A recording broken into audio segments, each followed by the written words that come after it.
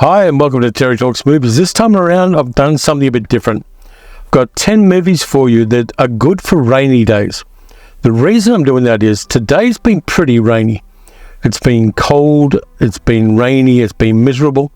And were I not making a video today, these are the kinds of movies that I'd sit down, I'd get some snacks and a hot coffee and just watch them and enjoy them.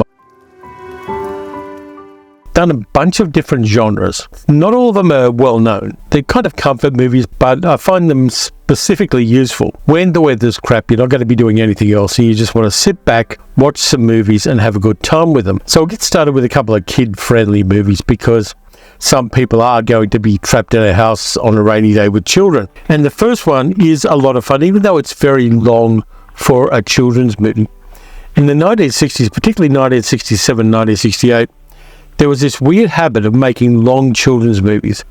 And kids, however good the movie is, are going to get fidgety and bored with a very long children's movie. But they made them for a while. One of them got nominated for an Oscar. That was Dr. Dolittle. And then in 1968, they adapted an Ian Fleming story because Ian Fleming really hit in the 1960s for Chitty, Bang Bang. A lot of fun, this one. There's so much groovy stuff in this. There's Gert Frober playing Baron Bombast. There's Lionel Jeffries playing the wonderful grandpa and stealing every scene he's in. By the way, he was slightly younger than Dick Van Dyke, who played his son. Sally Ann Houser's in it as well. James Robinson Justice. Robert Helpman as the child catcher. Good Australian representation there. But I picked this one up. I did have a fairly ordinary DVD of this, but I upgraded to the Blu-ray. And it's got special features, and including sing-alongs for the songs. So this would be a good one if you got the kids trapped, and you've got the kind of kids that would be amenable to watching a 1968 children's movie. A lot of fun. They made a stage musical out of it, which a lot of people liked, mostly people in their 40s and 50s. I picked that one up, and it's a lot of fun. And even if you're just watching it for the nostalgia factor, rather than watching it with a child, it's still quite entertaining. I like what it does. I like the way it does it. It's just a joyously fun movie and rewatchable as well, which is the other thing with rainy day films. They've got to be a bit rewatchable.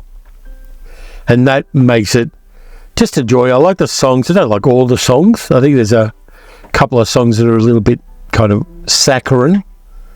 And Sally Ann Houser isn't an actress that I particularly liked. I think she's a bit too twee in the same way that a lot of Julie Andrews roles at the time were. But leaving that aside, I like a lot of it. Anna Massey playing Baron Bombast's wife, and they have a nice little duet. It's just a fun movie, and by the way, if anybody wants to buy me a model of Chitty Bang Bang, I'll dance at your wedding. That's the first one I've got for you. A great children's movie, a lot of fun, beautiful special effects, fantastic production design as well. I think I know who directed it, but I'm going to double check. The production design was by Ken Adam, by the way. And the cool thing is, based on a children's book that Ian Fleming wrote for his kid. He got married late in life and he had a child. The screenplay is co-written by Roald Dahl. So it's got a great provenance, this movie. And it's a lot of fun. And to match it up, if you're going to do a double feature, you can't go past this movie from the early 1950s. And it's a movie I love, and I've only been able to find this edition of it, which is a bit unfortunate. The Crimson Pirate. Burt Lancaster, Nick Cravat, Eva Bartok's in there as well, Torrin Thatcher. It's also got Christopher Lee playing one of the bad guys, which is great. And it's fantastic. One of the best pirate movies in the world. Forget that shit with Johnny Depp. This is the real deal. Fantastic physical action, because Burt Lancaster and Nick Cravat were circus acrobats together. And I just love it. It's joyous, it's fun. You can also match this up with The Flame and the Arrow, another swashbuckling movie that Burt Lancaster did with Nick Cravat in the early 1950s. Just so much fun. And it's one of these ones that's got this weird cover that only certain American DVDs of a certain age had. I forget what they're called, but it's that kind of plastic cover. Nonetheless, it's a movie I love, and like a lot of people, it's a movie I first saw on Saturday afternoon television, probably on a rainy day. Love that one a lot. Really great. Matches up well with that on a double feature for kids, or for people who remember when they were kids, which is just as good. Then we're going into a bit of film noir, but for me, film noir feels like the kind of movie you want to watch at night time because of the very nature of film noir. There were films noir that were made in bright, sunny locations, things like Angel Face and Leave It to Heaven. But this one, in glorious black and white, was in the public domain for a while, but it slipped out of the public domain for some reason. And this is the Olive Films edition of it. As soon as there was a Blu-ray of it, I bought it and paid a premium because of exchange rates. The Big Combo, one of the great film noirs, directed by Joseph H. Lewis.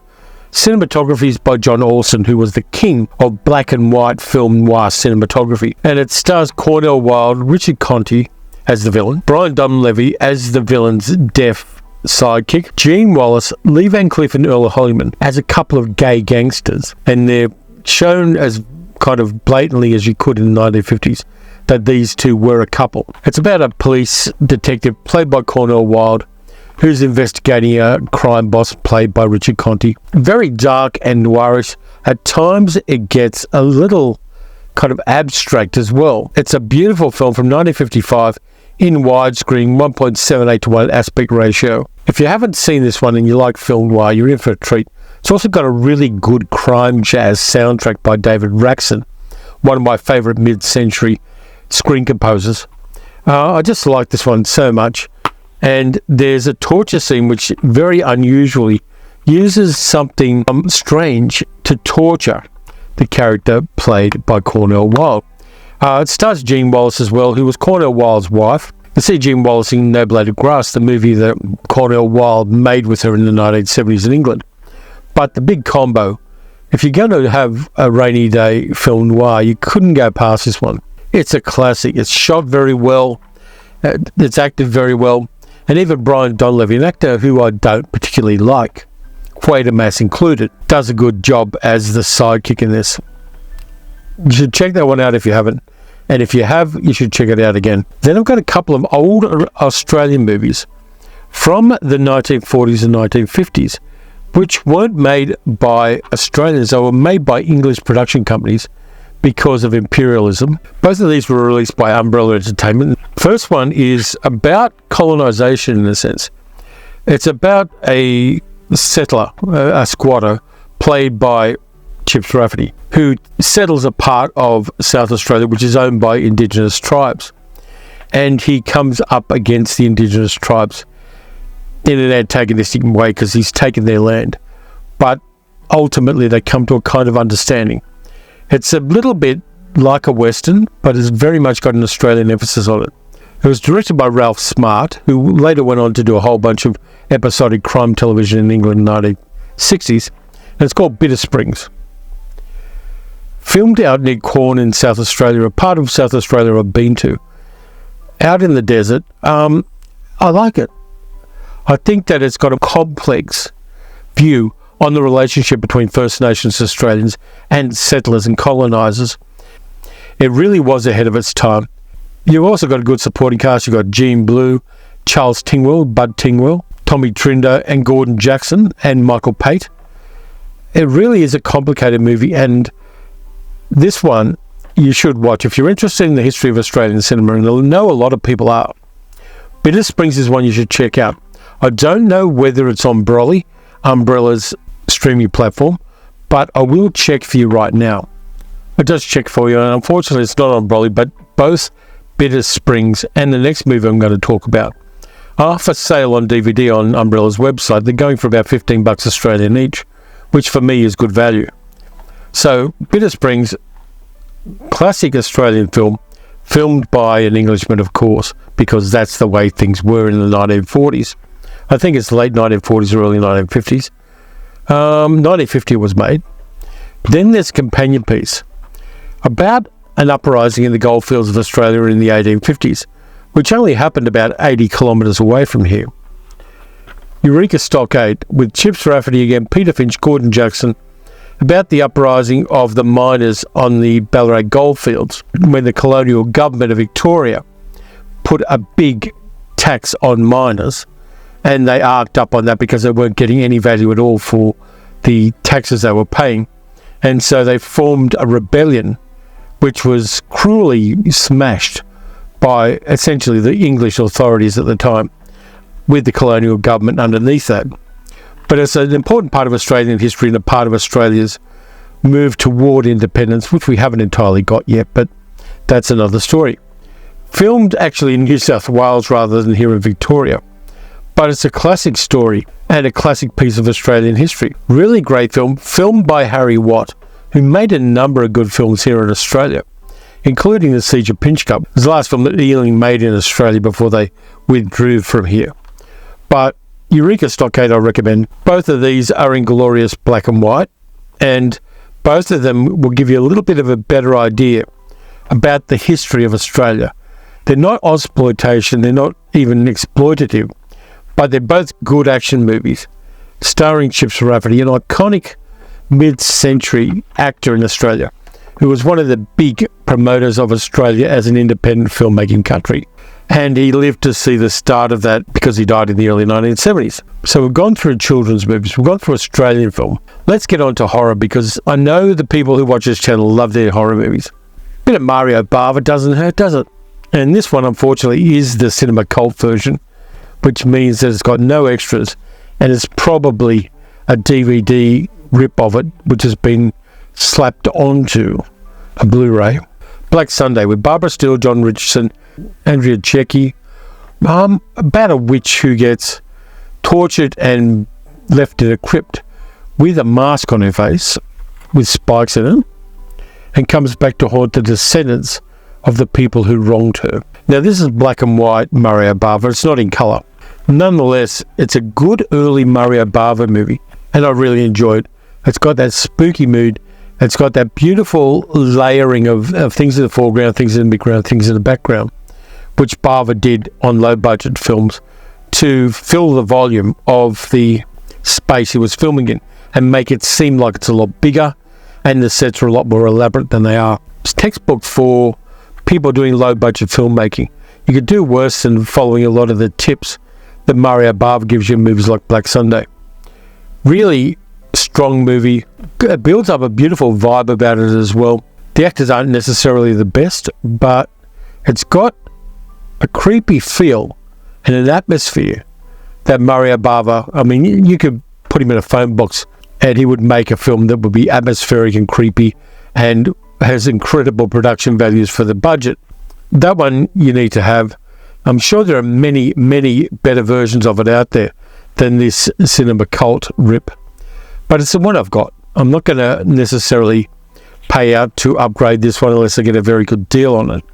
But it is a movie that I recommend and I think you should have in your collection, and you should watch on a rainy day because it's got a mood that's not entirely antithetical to rainy days. Then we'll do a New Zealand film which pretends to be an American film, and it's got a good cast in it too. We've got Michael J. Fox, we've got John Aston, Dee Wallace is in there, Jeffrey Combs, Jake Busey, Chi McBride. The Frighteners, really creepy one about a guy played by Michael J. Fox who sees ghosts and becomes like a ghost buster, but in a really interesting way. This is the kind of movie that Peter Jackson made before he went off pissing around with elves and hobbits. I think this is a better movie than the Tolkien adaptations he did. He wasn't taking himself anywhere near as seriously as he did with the interminable Tolkien adaptations, and I'm not a big Tolkien guy myself. It's got a lot of special features in it, and it tends to get forgotten because people tend to remember the big hitters in the career of Peter Jackson. This one I prefer, to be honest with you, and also it doesn't take as long to watch as 85 hours of Hobbits and Orcs. But The Frighteners is one you probably should revisit if you saw it back in the day. And if you haven't seen it yet, you might want to dip back into the earlier films of Peter Jackson, even going back as far as Bad Taste are a lot of fun, and Meet the Feebles and movies like that. But The Frighteners is probably a good starting point to the non-Tolkien works of Peter Jackson. Nice horror movie. It's not going to make you piss your pants, but it's still going to entertain you a lot. The third horror movie I've got for you is a lot of fun. It's dumb, it's unusual, it's from Amicus, so you know it's going to be entertaining. And it's a little piece of country house mystery mixed with lycanthropy. The Beast Must Die. Fantastic cast in it. You've got Calvin Lockhart, you've got Peter Cushing, you've got Marlene Clark, you've got Michael Gambon, You got Anton Diffring, you got Charles Gray, about a bunch of people who go to a country house and one of them's a werewolf. They've got to work out which one, that kind of thing. So it's really unusual for having that format, a country house mystery with that supernatural twist. It does have the werewolf break in it, which is a weird little conceit that has very much the feel of a William Castle gimmick, and that was the idea of one of the producers and one of the heads of Amicus Films, Milton Subotsky. And there is actually a version of this which doesn't have that. This is the indicated version of it, and it's got so many bloody extras, it's ridiculous. You can freeze frame on that and check out all those extras. Ton of them. It's a limited edition of 5,000. You also get a booklet, and there's Peter Cushing rocking a fairly good wig, if you ask me. And on the back, lots of images in there from the movie. This one's silly. It's an unashamedly silly horror movie. But I'm there for that. I mean, rainy day, can't go out. A silly horror movie, maybe double featured with the Frighteners, is going to be a lot of fun to enjoy. I actually have 2 copies of this. I've got this one because it's a premium edition. But I've also got the copy of it that's in the Amicus box set, which is shaped like a coffin. I picked that up 20 years ago in the UK. The Beast Must Die is silly fun. Yeah, there's a lot of blood and guts and murder, and character actors getting kicked out and knocked off because they were only there for 3 days and went back to the clubs on Curzon Street when they finished. These kind of movies I love. I saw them in the 1970s when I went out and watched horror movies, say in the Hoyt's Horror House in Bondi. Just so much fun and so nostalgic, and comfort horror films if you want. I like the idea of comfort horror films. And for me, that's exactly what movies like The Beast Must Die was. In fact, all of the Amicus films, all of the portmanteau Amicus films were comfort viewing for me. A couple of them scared the shit out of me at the time. I'll fully acknowledge that. But they are still comfort horror movies. And it's good to revisit them again and just enjoy the little stories that are in those ones. But this one is a standalone. And that's a banger cast, if you ask me. Lastly, I've got a couple of French action films for you, because why not? One's from the 1990s, one's from the 1960s, with parallels to a movie series made in the 1910s. That'll whet your appetite a bit. This one I had a DVD copy of, but I went down to Cash Converters and got this for $5 on Blu-ray. And I upscaled and I sold, well, actually I gave away my DVD copy of it to a charity store. Brotherhood of the Wolf, a film by Christophe Gans, The Pacte de Loup, which has got a really good cast. Among other people, it's got Marc Dacascos in it. Vincent Cassel's in there as well. Monica Bellucci, she was married to Vincent Cassel at one stage. About a monster which is ravaging France around the time of the French Revolution. And a nobleman is sent to hunt this creature down. But there's a lot more to the mystery than people think. It's a fantastic action film. Beautifully shot, wonderfully acted, totally over the top, and there's not another film quite like it. And that's the thing I like about it. You can consider it a horror movie if you like, but this movie is unique, both in the time and place in which it happens, the locations, the approach it takes, and the nature of the mystery that the movie eventually resolves. Fantastic film. If you haven't seen this one, you really should. And a good adventure film will see you through a rainy afternoon. Now, this is not, it's got a couple of bonus features, but it's not really an elaborate version of the film. Released by Studio Canal and Universal. I like Brotherhood of the Wolf. I can watch it every couple of years and have a great time with it. It does have a lot of rewatchability, and the action scenes are ball-tighteningly good. It says medium level of violence. I'll disagree, there's a lot of bloody violence in that one. Last one I've got for you is a 3-movie series, and I've talked about it briefly on the channel before, but I'm going to go to the earlier version, the one from the 19-teens. That's the Fantomas movies. There's the original 1914 or something like that, Fantomas movie, 1913 Fantomas movies. And it's got a number of the movies in this particular box. Fantomas in the Shadow of the Guillotine from 1913, You versus Fantomas from 1913, The Murderous Corpse from 1913, Fantomas versus Fantomas from 1914, The False Magistrate from 1914. There's audio commentaries, there's a couple of small films made by Louis Foulard, and there's a documentary about him. It's a 3-disc set, in fact, from Kino. of movies that were made in the silent era just before World War One. Fantastic movies there. And it shows how far back these mysterious, anarchic villain movies go. I mean, there was Fantomas, there was Le Vampire at the time, there was Judex. There were a whole bunch of them based on pulp novels that were very popular in France in La Belle Epoque at the time. Fantomas got a reboot in the 1960s after the James Bond rage started, and they all starred the wonderful Jean Marais and Louis de Funès, Marlene Desmarchais, and it is the Fantomas 3 film series, Fantomas Unleashed, and Fantomas vs. Scotland Yard. They're in French with subtitles. Kino Lorbus put them out with the subtitled version. Jean Marais is one of my favourite French actors from the middle of the 20th century, along with people like Jean Gabin. Fantastic actor, and is shamefully bisexual because he was Jean Cocteau's muse in his younger days, and he was an incredibly beautiful looking man in his youth. But these are kind of fun in the same way that Danger Diabolic's fun. They're very much in the same sub-genre as Danger Diabolic.